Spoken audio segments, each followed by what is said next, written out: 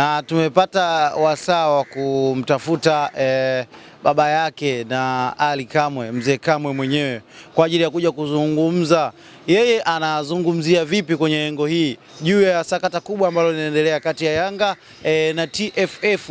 Na nikwambie tu moja kwa moja ninakwenda kuungana naye kwa ajili ya kuhakikisha kuwa tunapata madini kutoka kwake, maneno yaliyotukuka. Bana, nikwambie ungana nasi kwenye matangazo ya moja kwa moja. Mzee wangu, assalamu alaykum. Wa alaykum salam, hali yako? Salama, habari za asubuhi? Salama kabisa, kwema. Kwema, tunashukuru Mungu. Pole na kazi. Salama. Mzee wangu, sakata kubwa na kiu cha wengi kusikia juu ya sakata kubwa kati ya Young Africans na TFF juu ya madai makubwa ambayo hivi sasa Young Africans wanadai milioni 200 kuelekezwa katika shirikisho la mpira wa miguu TFF, kwa maana ya kwamba barua ya kwanza ilieleza ni msimu uliopita. Baada ya TFF kutoa ufafanuzi, wamekuja na barua ambayo inasema si msimu mmoja, ni misimu mitatu. Unajua Waswahili wanasema mwana kulitafuta mwana kulipewa, mwana kulitaka mwana kulipewa pia. Hivyo yani ni maswali ambayo yanaendana na maneno hayo. Yanga na TFF walikuwa ni kama mke na mume. Ndio. Unajua mnapokuwa kwenye ndoa mnakuwa na urafiki mkubwa sana. Hata ukitaka kujenga nyumba utamweleza mwenzako najenga hapa nini. Kwa hiyo kama una chochote toa na mwenzako anatoa, lakini utasikia nakwambia tu mapema, unajua wakati unajenga hii nyumba hifadhi risiti. Wewe ukiwa na akili lazima ujiulize, huyu kwa nini anauliza kwamba tuhifadhi risiti? Ni kwamba kwa baadaye yatakuja kutokea puani. Sasa wewe mapenzi yakikunogea ukaachana na kuhifadhi risiti, ukao unatoa tu vitu, unafanya tu vitu kiolela kisa mnapendana. Siku ikifika akikwambia nyumba ni ya kwangu au tugawane, utashindwa kujua mwenzako unamgea shilingi ngapi na unabaki na shilingi ngapi. Kama umetupa fumbo fulani hivi, hebu tufafanulie sasa, ulikuwa una maana gani? Na ndo nakuja kwenye maana. Yaani hapa unajua sisi ni Waswahili, tuna maneno mengi, alafu ndo baadaye yanafafanuliwa. Na maanisha kwamba TFF na Yanga walikuwa na urafiki wa karibu mno. Kumbe mpaka imefikia mahali TFF inawalipia Yanga vibali vya wachezaji wao, watu hawajui. Kumbe imefikia mahali Yanga anaandika barua za kuomba hela zake zikatwe juu kwa juu, watu hawajui. Ni kwamba ile kauli ilikuwa ni ya kwao binafsi, haikutakiwa umma kuijua. Sasa umefika mahali ndoa ya Yanga na TFF imevunjika, kila mtu anadai mali yake. Na maanisha kwamba unakumbuka tulikuwa siku zote tangu mwezi dabi ile mwezi wa 3 tarehe 8, swala lilikuwa ni hatuchezi mpaka tujue uchunguzi uko wapi. Wameenda kasi, wameanguka. Wamekuja, wamemtuma mtu mahakamani, wameanguka. Wamekuta tayari pa kushika hawapo. Hakuna. Tutawaambia nini wananchi wetu? Wapenzi wetu ambao tuliwaaminisha kweli tunalolifanya. Tuanzishe mada ya kuhusu madeni.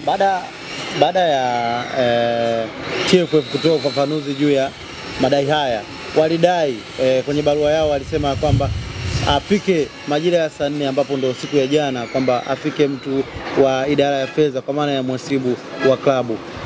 Baada ya hapo amekwenda CEO na si mhasibu, na alichokifanya ni kwenda na nyaraka, kuwawekea nyaraka, na akaamua kuondoka. Hakuna liloendelea kati ambayo walikusudia kumuita mhasibu baya. Ndio maana nimesema mwana umleavyo ndivyo akuavyo. Na Yanga na Simba ni vilabu ambavyo vimelelewa kwa mayai yaliyopitiliza, yani sio mayai tena. Sijui ni wamelelewa kama nini. Sasa imefikia mahali Yanga wamekataa kuheshimu mamlaka za mpira. Na ni kwa nini wanakosa heshima? Huwa heshima ya kimamlaka inaanzia mbali sana. Inaanzia mbali. Kwa hiyo kama mmeshindwa kuheshimu mamlaka za mbali, hamwezi kuheshimu mamlaka za karibu. Sasa hivi wanachokifanya Yanga, hakuna binadamu yoyote huku Tanzania ama duniani anakielewa. Wanakielewa wao na TFF. Sababu kila siku wanaibua mambo mapya. Kila siku wanaibua mambo mapya ambao walikuwa hajulikani. Sasa kama hili swala la sakata la fedha, mmeshaambiwa mnadaiwa. Na nyinyi mmesema mnadai. Njoeni tukae chini tujue tunadaiana vipi. Wameleta barua, wametupa hapo, wameondoka. Kwa upande mwingine ni dharau. Kwa upande mwingine mimi sijaona kama ni dharau. Wanasema wanataka pesa na si kitu kingine. Ndio maana nasema kwa upande mwingine unaweza kusema ni dharau. Lakini ukiniuliza mimi nasema sio dharau. Maana gani kusema hivyo? Kila mmoja anavuna alichopanda kwenye hili sakata. Na hili sakata ili liweze kufika mahali husika ni lazima vyombo vya sheria vichukue nafasi yake kati ya TFF na Yanga. Hivi mahakamani vinaendeka. Hivi sio kuingilia maadili ya kimpira. Hivi vinaendeka. Hivi mahakamani vinaendeka. Yaani katika zile sheria ambazo hazizuii mpira kupelekana mahakamani, hapa haizuii mpira kupelekwa mahakamani. Haya ni madai. Yanga wameleta invoice. Wamekataa majadiliano. Lakini mzee wangu ukisema hizi zinaendeka, tunashuhudia hata wachezaji wanapokuwa wanavidai vilabu huwa wanakwenda kwenye mamlaka za mpira, lakini unaposema ya kwamba hivi zinaendeka mahakamani kwenye mahakama za kiserikali ni kama watu wanaacha kwenye sintofahamu. Unajua mimi leo nimemsikiliza mwanasheria mmoja alikuwa anahojiwa na redio ya niseme alikuwa anahojiwa na redio ya Crown. Ametoa ufafanuzi mzuri. Ndio baada ya kusikiliza ufafanuzi ule mwanasheria ambaye alikuwa kiongozi wa mpira, haya yanapelekeka mahakamani. Hii iko ndani ya uhujumu uchumi. Mfano, kama Yanga waliamua hela zao zikatwe juu kwa juu bila kushirikisha wenye hela yao, ni uhujumu uchumi. Kama TFF waliamua kuzichukua hizi hela za Yanga bila kutoa maelezo katika jamii, sababu hizo hela sio za kwao, ni uhujumu uchumi. Walikubaliana wao kama wao, ndio maana kuna maandishi. Hapo ndipo mali tabu inakuja. Wewe unapoongoza taasisi ni lazima kila kitu weke wazi. Kama Yanga waliandika barua ya kuambia TFF kwamba kateni hela zenu kuna huko, ilitakiwa wanachama wa Yanga waelewe.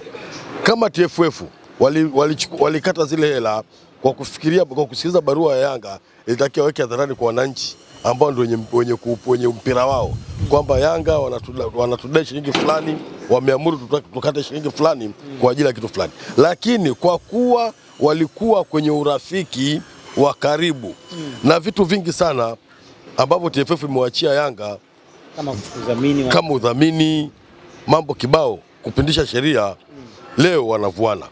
Mimi ndo ninaamini kwamba kuna ile methali kisio nasema wafadhilaka wapundaka. Fadhila za mapunda ni mateke. Fadhila zote TFF walizowafanyia Yanga sasa hivi ni mateke. Wanadai hela yao wakati walilipiwa, wanataka hela yao yote nao waje kudai. Hiyo ni fadhila za punda ni mateke. Sasa hivi tuache wavuane nguo. Mwisho wa siku nina imani hapa patakwenda na mtu. Hapa patakwenda? Patakwenda na mtu. Una maana gani kusema patakwenda na mtu? Ni lazima yaliyomkuta Jamali Malinzi na wakina Kaburu safari hii anakuja kwa watu wengine. Kwa upande wa TFF ama kwa upande wa viongozi wa Yanga? Haya atakwenda kwa wote. Hawa wote watakwenda kwenye haya. Unajua sasa hivi Yanga wanatafuta mahali pa kujificha. Wanatafuta cha kuambia wapenzi wao. Sasa hivi ukiwauliza mpango na dabi hawana tena. Sasa hivi wana mpango na shirikisho. Federation. Wameandaa bodi ya ligi hapa sasa hivi wako na TFF. Waliandaa bodi ya ligi wamegonga mwamba. Sasa hivi wamehamia kwa TFF. Kama watafanikiwa itakuwa hewala kwao. Kama wakufanikiwa itakuwa pia ni shida kwao. Lakini hapa kwa safari hii lazima mmoja aende na maji. Lazima mmoja aende. Unaona kabisa. Naiona kabisa dalili. Mzee, tukihama kwenye lengo hiyo na tukijaribu kugusia mchezo ambao unafuatia. Ninyi ni wanachama na viongozi wa Simba Sports Club. Mashabiki walioko mikoani wana shauku kubwa ya kutaka kuja kushuhudia mchezo wa dabi. Zidi ya mtafaruku ama maneno haya na mashindano ambayo yanaendelea kati ya TFF na Yanga, hawaoni maandalizi yoyote ya watani Young Africans na wanathibitisha kwamba mchezo hawautambui, wanashindwa waje kwa ajili ya mchezo aidha wasije. Wanatamani kusikia neno kwa nyinyi ambayo mpo karibu kabisa na uongozi wa Simba na timu kwa ujumla.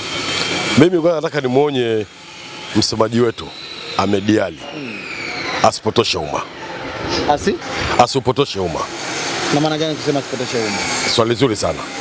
Asiwashawishi wapenzi wa mpira wa mikoani wakaja Dar es Salaam kwa ajili ya dabi. Watakuja kuwapa sakata ambalo ni shida kwao. Kwanza hii mechi haimuhusu.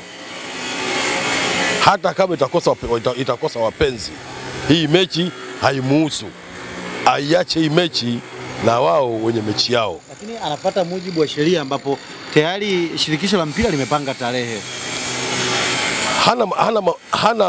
Hakuwa na majukumu kuinani ya kuifanyia kampeni Yanga kuja kujaza uwanja, na haijawahi kutokea. Nimemshangaa safari hii ameamua kuifanyia kampeni Yanga, kuita mashabiki mpaka mikoani kuja. Mwandishi, hebu niambie, sasa hivi mashabiki wapokea wito wa mediali kwamba tunakwenda kwenye mechi ya dabi, wanakuja magari 20 hapa mjini, mwisho wa siku wanaondoka bila mechi. Aibu ni ya nani? Wakati Yanga kama Yanga wameshakwambia hakuna mechi mpaka sasa hivi, mechi kesho kutwa. Watu hawajui kiingilio cha mechi ni shilingi ngapi. Wanasema wanazo tiketi. Mpaka kesho kutwa hatujui hata huyo refa wa mechi ni nani. Mpaka kesho kutwa tarehe 15 hapajatangazwa kwamba Yanga hawajadhibitisha kwamba wanatumia uwanja gani. Leo namwambia shabiki kutoka mkoani aje kwa ajili ya mechi ya dabi ya Simba na Yanga. Hivi naingia akilini? Kwa hiyo unapenda kuwaambia wale ambao wako mikoani wasisubutu kuja Dar es Salaam kwa ajili ya mechi? Mimi ninapenda kuambia wale wako mikoani wapuuze maneno ya mediali, wafate maneno wanayoambiwa na watu wenye mechi yao, wanaosema mechi hakuna. Kama ni pointi 3 tuzisubiri kwenye TV tuone tumepewa pointi 3. Kama ni mechi kuahirishwa tusubiri kwenye TV tuone mechi imeahirishwa. Kama kuna mechi kuchezwa, ningewashauri watu wa mikoani safari hii watulize hela zao, wakalipe ada za watoto, waende wakaangalie mechi kwenye TV. Alipe shilingi 1000 ya soda, akae baa, ama aende kibanda umiza alipe shilingi 1000 au 500 akaangalie mpira, au alipie kingamuzi cha Azam shilingi 28 aangalie mpira nyumbani kwake, kuliko kupoteza maelfu au malaki ya shilingi kuja kwenye mechi ambayo kuna wehu wameshasema kwamba haichezeki. Tukijaribu kuangalia kwenye engo ya mchezo wenyewe, tuseme yanayojiri baada ya Young Africans kuto kuleta timu uwanjani, kwa maana ya kwamba mchezo hautakuwepo, Simba bila shaka watatokea uwanjani. Maamuzi ambayo yataka kwenda kuchukuliwa na rai ambazo wameshazitanguliza mashabiki, wanachama na viongozi wa Young Africans, ya kwamba asithubutu mtu kuchukua walau nusu alama ambayo wanaume wameshuka dimbani kuipambania. Hapo ndipo ambapo mpira wa Tanzania utakwenda kufa. Watu bado wanakaa kwenye sintofahamu. Nini ambacho kitajiri baada ya tarehe 15? Ingekuwa ni mara ya kwanza kwa Yanga kususa ligi, ningesema ni mara ya kwanza, lakini historia inaonyesha sio mara ya kwanza na ligi iliendelea. Alafu natumaini wakati ligi inaanza walikaa kikao wote kujadili ligi na kutakiwa kuheshimu mamlaka, kuboresha na kanuni na sheria kila kitu. Sasa kama wataamua kutokuheshimu mamlaka na mamlaka zikakubali kutokuheshimika, mpira utakuwa ni mgumu. Lakini kama watakataa kuheshimu mamlaka na mamlaka zikagoma kuvunjiwa heshima, hiyo ni kazi rahisi sana. Kazi rahisi sana. Aina ya matakwa ambayo wameorodhesha ya kwamba CEO wa bodi ya ligi ajiuzuru, kwa maana Almas Kasongo, Wilfred Kidau katibu mkuu wa TFF pia aweze kuachia mamlaka, pia kamati ya masaa 72 iweze kuvunjwa, pia wamedai kuwa bodi ya ligi iweze kuwa chombo huru, ndicho ambacho wao wataridhia kucheza mashindano na mechi zilizosalia. Matakwa ambayo yanataka ni magumu kwa mechi zilizosalia na muda uliobakia. Mimi natumaini Yanga ni watu wa mpira na wanaelewa sheria za mpira. Na unapokuwa kiongozi wa timu ya Simba na Yanga ni karibu kuwa kama kiongozi wa nchi. Hivi unajua, kwa mfano kama sasa hivi ukiondoa Mama Samia hakuna anayejulikana zaidi ya Mediali na Ali Kamwe. Sababu ya taasisi wanazoziongoza, wanafahamu sheria.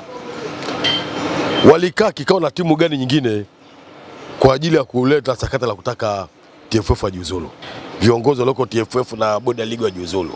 Hayo ni matokeo binafsi wametoka nayo nyumbani kwao na timu yao. Mpaka sasa hivi umeshasikia kuna timu yote imetia mdomo kuhusu kwa support Yanga? Jibu ni hapana, wamebaki wenyewe. Kwa hiyo mtu mmoja aliyekaa nyumbani kwake, labda akagombana na mke wake huko, akagombana na mpenzi wake huko, amekuja anasema bodi ya ligi jiuzulu. Leo anasema Yanga bodi ya ligi jiuzulu na katibu wa TFF. Tukifanikiwa leo, kesho atasema Simba. Akifanikiwa Simba, kesho kutu atasema Mtibwa, atasema Kagera, atasema Pamba, atasema Prison.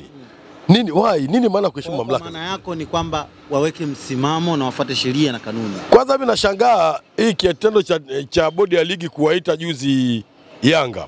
Ndio kimezaa sintofahamu nyingine ambazo wangemaliza wenyewe kwa wakati wao. Yanga wameitwa na bodi ya ligi wakawa wana hoja. Wakaenda na hoja nyingine tofauti na hoja walioitiwa na bodi ya ligi. Mnahangaika nini? Wakati sheria inasema mmepanga mechi tarehe 15. Hakufika mtu kata pointi. Akifika mtu mpira uchezwe. Hivi angekuwa ni prison leo, haya yote yangetokea? Na watu wamekwenda mbali na kusema madai yao yanabadilika. Wakati mwanzo sakata linatokea la mchezo kuhairishwa, walidai alama 3, wakaenda kasi. Mwisho wa siku wamekuja kurejea hivi sasa wanadai kwamba baadhi ya viongozi waachie ngazi za mamlaka, ndipo ambapo wao watalizia kucheza uwanjani, na wanahitaji sababu za msingi ni kwa nini mchezo ulivunjika tarehe 8. Kosa la kwanza ni kutokujua sheria. Kosa la pili ni kuongoza kwa mihemko. Kosa la tatu ni kutaka kujulikana zaidi kuliko uhalisia. Sasa Yanga walivyotengeneza ile kosa la kwanza walijua litawapa kiki. Lile limezimwa na kasi. Na walijiaminisha, wakaona hapana. Wakatengeneza kosa la pili na esi kama likafia hewani, ile la kupeleka kesi mahakama kuu. Likafia hewani. Tayari wameona unani umaarufu utapotea. Wamekuja na kosa la tatu. Hii ni ndio maana tunasema wakati tunapoamua kuweka viongozi wa mpira, kuna kama sio mwanasheria, kuna mwananchi aliojua juzi akasema ni jana huyu alikuwaga msemaji wa Yanga Mchaga huyu akaja kwa mkuu wa wilaya nani Jerimuro kwamba kuna haja ya kuweka viongozi wa mpira waliopitia elimu ya kuongoza mpira. Kuwa kocha sio kuongoza mpira. Au kuwa mwandishi sio kuongoza mpira. Mpira unatakiwa uongozwe na watu wenye weledi wa mpira. Ndio maana Simba na Yanga wamekuja kushindana na mtu anaitwa Senzo Makudunani, sijui yule Msauzi yule. Alikuwa CEO wa Simba, akaenda kuwa CEO wa Yanga. Kwa sababu yule alikuwa kwenye mifumo ya uongozi wa mpira. Kwa kuwa viongozi wetu wa Simba na Yanga wote ni makanjanja, wanaotaka tonge lifike mdomoni, maisha yaende, wakashindana naye. Lakini sasa hivi mpira wa Tanzania unaongozwa na viongozi ambao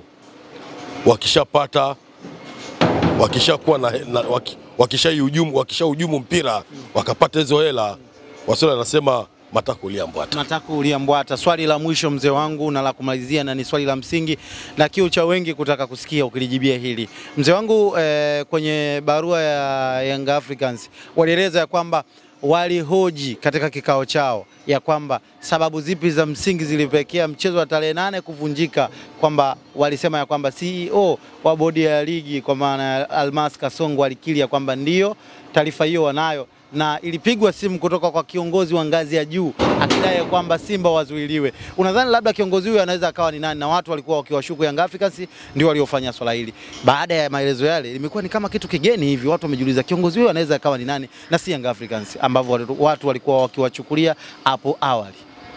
Kwanza kwenye mpira kwenye TFF na Yanga au bodi ya ligi na Yanga ni wanaume ambao hawezi kuoga na wanaume wenzao. Ni wanaume ambao hawezi kuoga na wanaume wenzao.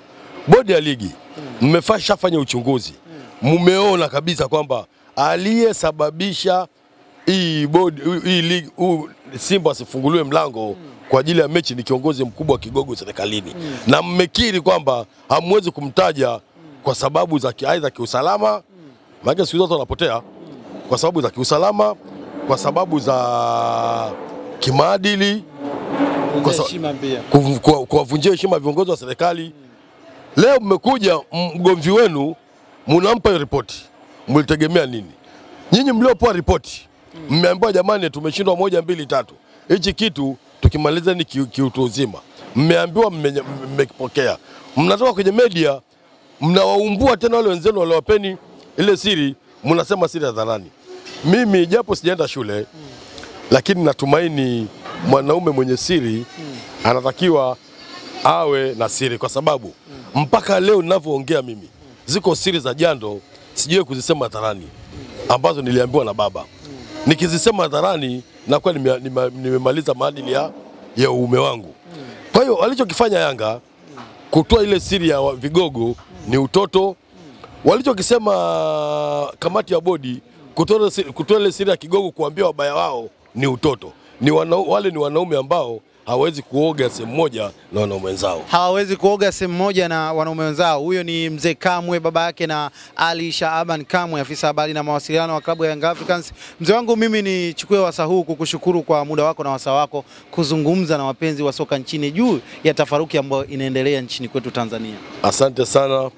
Na ni Chapesa, naombeni mafanikio mema na nyinyi muhiti kama TV nyingine. Inshallah.